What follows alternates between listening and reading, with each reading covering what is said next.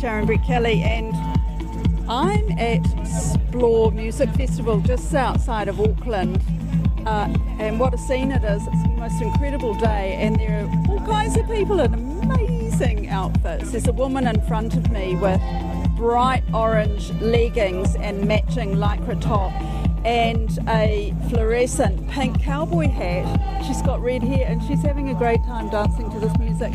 Anyway, I'm not here to enjoy the entertainment. I'm here to find out about the drug testing service that's going on here, because New Zealand was the first country in the world to legalise drug checking. So I'm going to talk to the people involved, and I'm going to head into the tent very shortly. I'm heading to the tent run by Know Your Stuff, a publicly funded drug checking program. It was set up in 2015, a time when dangerous psychoactive chemicals and adulterated substances really started to pop up. And they are still on the scene. In fact, there are fresh warnings of a synthetic drug doing the rounds at university orientation weeks.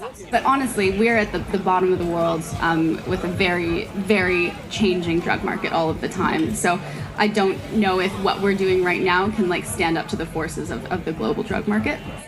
That's Know Your Stuff's General Manager Casey Spearin telling a small crowd that the good news is that overall there's been an improvement in the drugs they check, as in fewer have bad substances. Dealers know these days that people have access to drug checking, so I think there will start to be a bit more kind of push on the market from that side to be like, you're not going to get away with selling dodgy stuff for very long, and certainly we've seen that with the dark web, where people are really quickly going, I just got this tested, it's not the same, and then that product's off the market. But as she tells me on our way to the drug checking tent, 1 in 10 doses they check is still dodgy. What we check has stayed broadly the same. MDMA is our bread and butter in terms of working out of festivals and across the country, to be honest. This year we're looking at about 90% of the drugs are coming back, consistent with what they were purchased as. And that's pretty good. It's probably one of our better years on record for that number. We still maintain that, 10% not as presumed is not good enough. And if you went to a bar and there was a 1 out of 10 chance that your wine was actually methanol, you'd be pretty upset about that. Absolutely, because that 10% could be deadly. Yeah, it could be. We have been seeing, a number of harmful things this summer. Synthetic cathinones are often sold as MDMA, and, we're seeing those pop up. There's been a lot coming up in Dunedin this week over O Week. Up to half of the MDMA that we got through some of our orientation week drug checking clinics was cathinones. And cathinones, could you explain to me what they are? Cathinones are a synthetic version of what was previously a plant product from the khat plant, and they're often sold as MDMA. We've just detected probably 1 or 2 brand new types of cathinones in the last few days in Dunedin as well, and that just really shows that we're just going to continue to play whack-a-mole with all of these research chemicals that can hit the market with zero quality control. These substances are active at a quarter to a third the amount of MDMA that you would take, so people can unknowingly take 3 or 4 doses and have a really bad time for 48 hours onwards.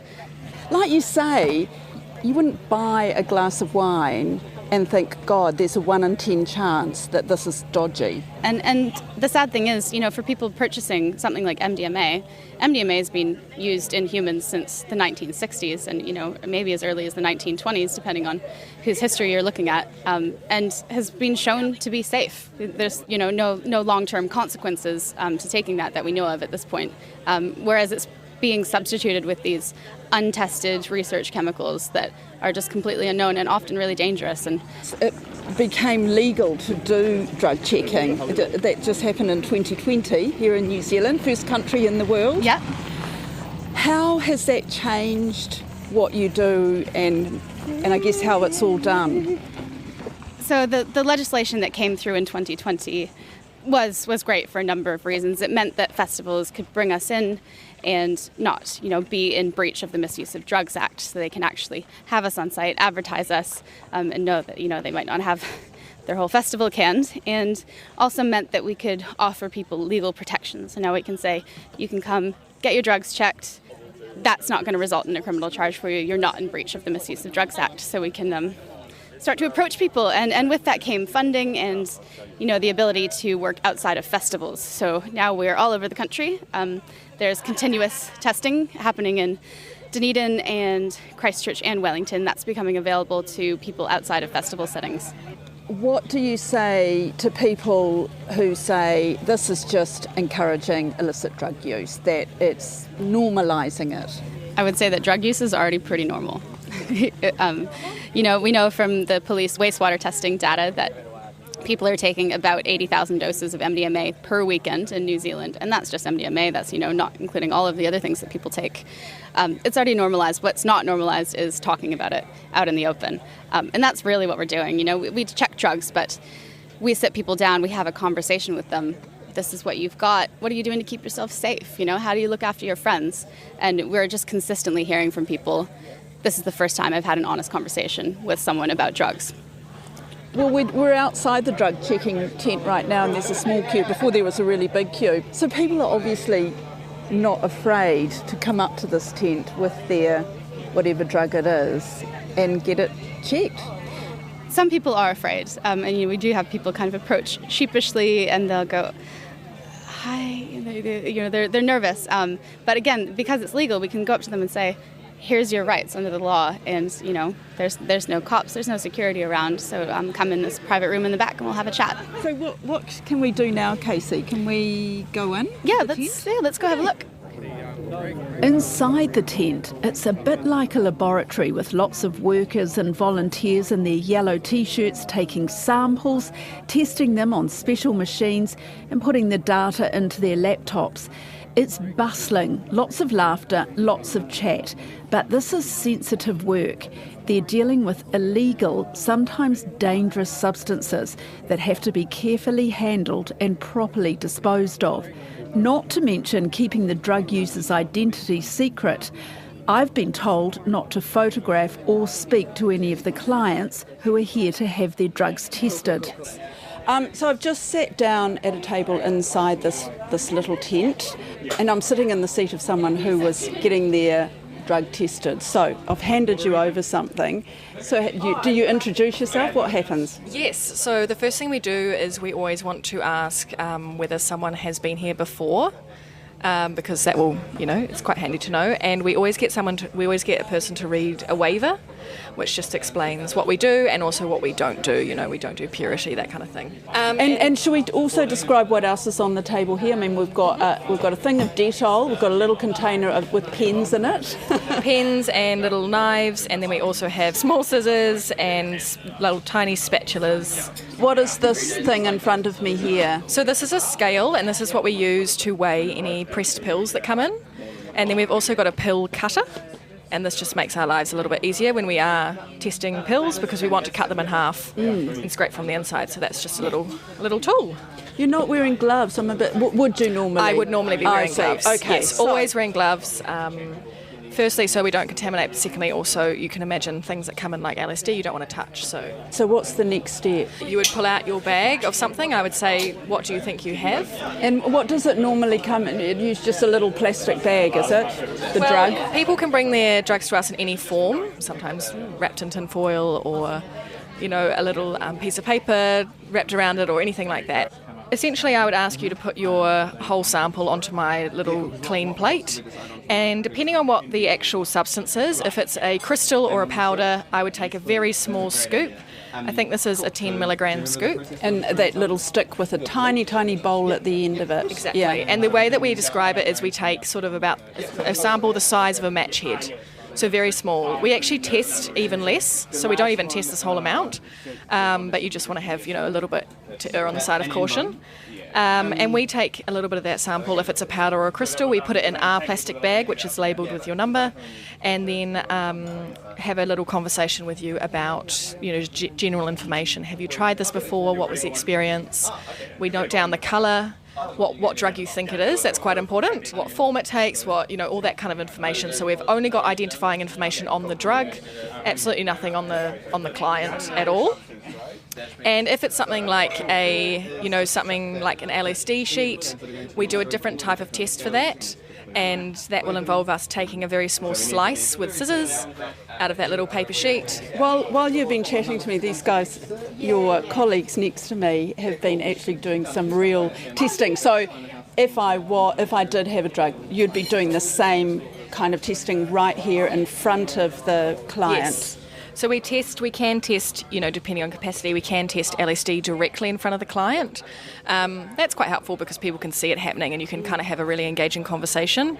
Anything that has to go through the spectrometer, we don't test here because that's a longer process with high-tech things going on. But yeah, depending on capacity and how many people we've got online, we are able to do those reagent tests for LSD directly in front of people, and they can see, how much of any substance that we take, which gives them clarity about, it's not all my drugs, it's not everything gone, it's just a little tiny amount that they need. So yeah, that's really important to kind of be transparent about that process. Okay.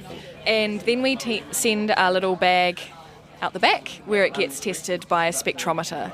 At that point, when you are, interacting one-on-one with the client, that's when you say, go get a coffee, come back in 10 minutes, and someone will be available to chat with you about what you've got. What kind of reactions do you get? Because, we were sitting next to a couple who obviously had some dodgy drugs, and they seemed absolutely grateful that they had been told that. So, yeah, what kind of responses I do you think normally get? everyone here is really thankful. People are excited to have the service available and have it free as well, be able to be safe with very little effort on their part, to be totally honest. It's never good to have something that you've spent money on that you've got an expectation for. It's never good to have that turn out to be wrong, but this is the point where we can say, well, you can commit to having a bad night if you wanted, or you can know now and you can make your plans and change your plans and actually end up really enjoying yourself and not ending up in a harmful situation. So I think people really understand that there's a real value in this, and it's a personal thing for them. Sometimes people come to us and they say, I tried this yesterday, I had a really bad time on it, something was weird, I don't like it. And it's like, well, we're going to test that. If it comes back with something they're not expecting, that might mean they don't do it again tonight. So yeah, it's quite simple actually. It's just, what do people want to do? People want to have a good time. No one's taking drugs to have a bad time. So we just confirm that. Right, so are we allowed to go through and see what happens with the spectrometer? Is that the next move? Yeah, absolutely. Let's go see some testing. Also crammed into this very busy tent are two researchers from Britain, where drug checking is not legal. They're observing the model here and trialling their own UV drug testing devices, nicknamed Gary and Barry. Why? So we also have Larry and we also have Harry, and they're at home currently. Okay. But it was having names for them means that we can refer to them easier, and that's I know it's something that Know Your Stuff do. They've named all of their devices as well, and I just keeps it light in the lab. So Yeah, absolutely. And how would you describe them? They're kind of like a cylinder. yeah, so these were all made in our lab. They're all 3D printed currently. They are UV spectrometers, so they test drugs based on their fluorescent signal that they give off when you irradiate them with a UV light. Mm-hmm. Similar in some ways to the IR machines that they use here, whereas they use infrared light, we use UV light to interrogate the sample. Such as this one here called Fiona. Yeah, okay. Fiona. So Barry is more of a fluorescence device, Fiona's more of an infrared device. I see. Different ways of manipulating light, essentially. Okay, can I have a closer look, or is it a bit delicate? Barry or Gary? Which is the most exciting? They're the same, they're just same? different designs. Okay. So this is Gary. So underneath, Yeah. we have different UV lights. Can you see all of these down here? They're LEDs, and they irradiate the sample at different wavelengths. And then inside here we have a spectrometer that's collecting all of the light. Mm-hmm. And then the machine adapts it into a 3D image that correlates to a different compound. So things that we're currently detecting at the moment are things like benzodiazepines. We can see heroin, MDMA, a bunch of different drugs.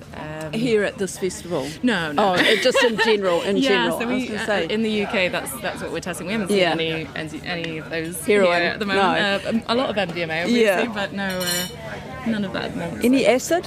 Because someone said to me there's a lot of acid. Yeah, so we have consumed at school. detected it down in Christchurch, but we haven't seen any samples here yet. But it's not, we're only getting some of the samples. This is all just part of a research project, so we're not using any of the information to inform the clients, it's just to develop our device. Are you showing the people here how this particular bit of both. kit works? Okay. Yeah, so we're still in really early stages of development. It's really new technology, and so we thought we should come out to a place where there is a very good established drug checking model so that we could test how portable our device is and the kind of things you guys are seeing, how it fits into the workflow, things like that. So.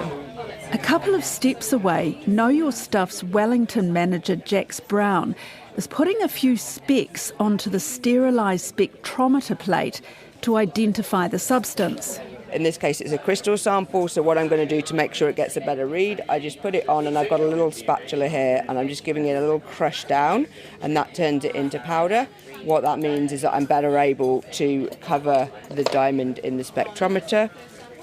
And then I bring this pressure head down, and what that does is it means that that's tightly packed in there, because if there's any gaps in that sample, it doesn't get as good a reading.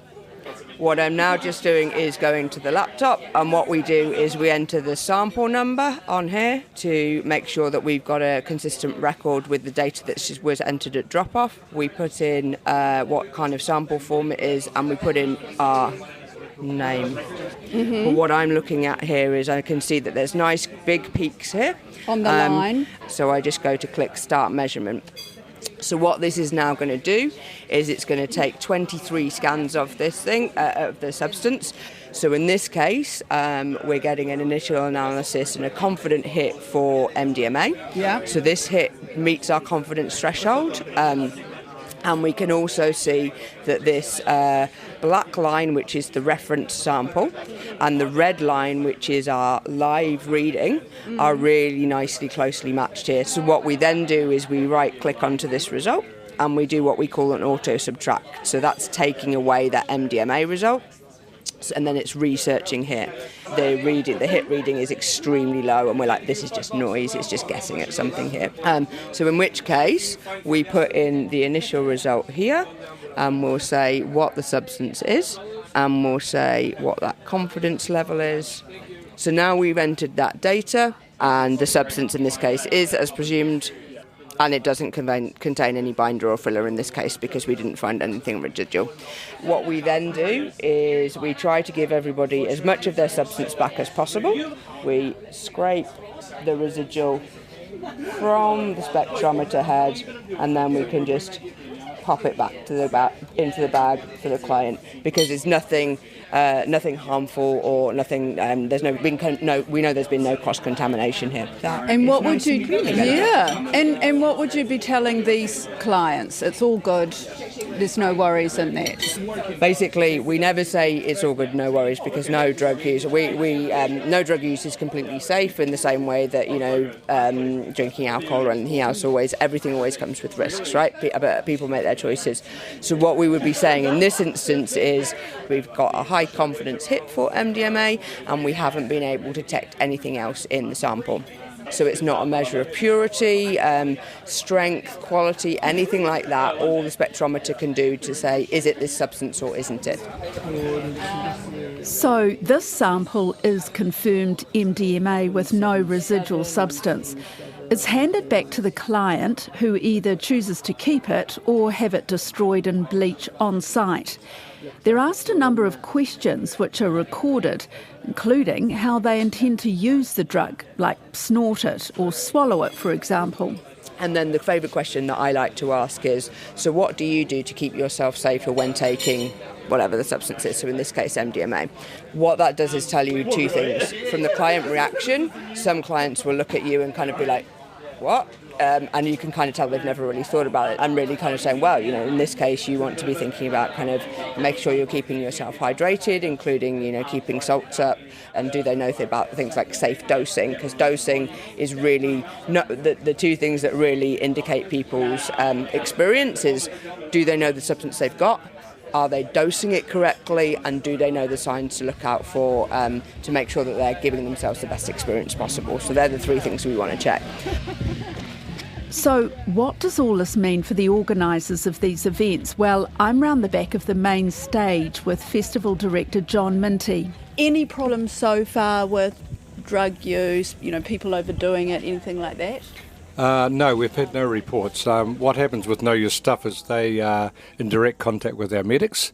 So if they find anything that's a bit dodgy, our medics know straight away, and that really helps the process. So if anyone comes with certain symptoms, they know exactly possibly what's caused it. How important is it to have all this out in the open? Because pre-2020... Yes, it was a grey area. We were getting positive comments from the health minister and even the police to say we see this as a health issue, not a policing issue. And we got that feedback when we did our festival wrap-ups with police. And so that, to me, gave me some confidence that we could offer that service before it was actually properly legalised and I wouldn't get into trouble. The last thing any festival organiser wants is someone, ODing on a combination of maybe drugs and alcohol, etc. Some people would say this encourages drug use. It normalises illicit drug taking. Yeah, I think it's totally the opposite. If you go to any festival anywhere in the world, going back to millennia, people were taking psychedelics and drugs. So it's a matter of life, So you can't ban drugs in Australia. They've got drug dogs at the festival entrance, and they've lost so many kids because they're loading up on their drugs before they go into the festival. And that's the reality of enforcing that drug-free thing from a policing point of view. What is your actual policy on drugs, I guess? Is it basically turn a blind eye? Well, not really, no. We have a no-drug policy. That's an official policy of our festival. In the same way, no alcohol's allowed on, no glass, etc.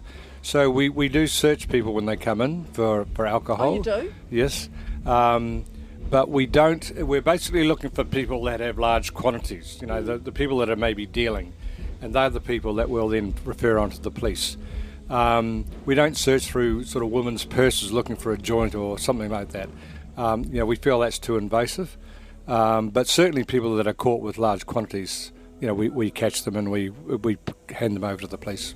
And does that happen? It's happened occasionally. It's very rare. And the people that generally bring it in are not regular explorers. They're just opportunists that think, I'll come to explore and sell a lot of drugs. So we've generally stopped that sort of thing happening. That's it for today. The Detail is supported by NZ On Air and RNZ. This episode was engineered by William Saunders, and our producers are Alexia Russell, Gwen McClure and Davina Zimmer. I'm Sharon Brett Kelly. Ka kite anō.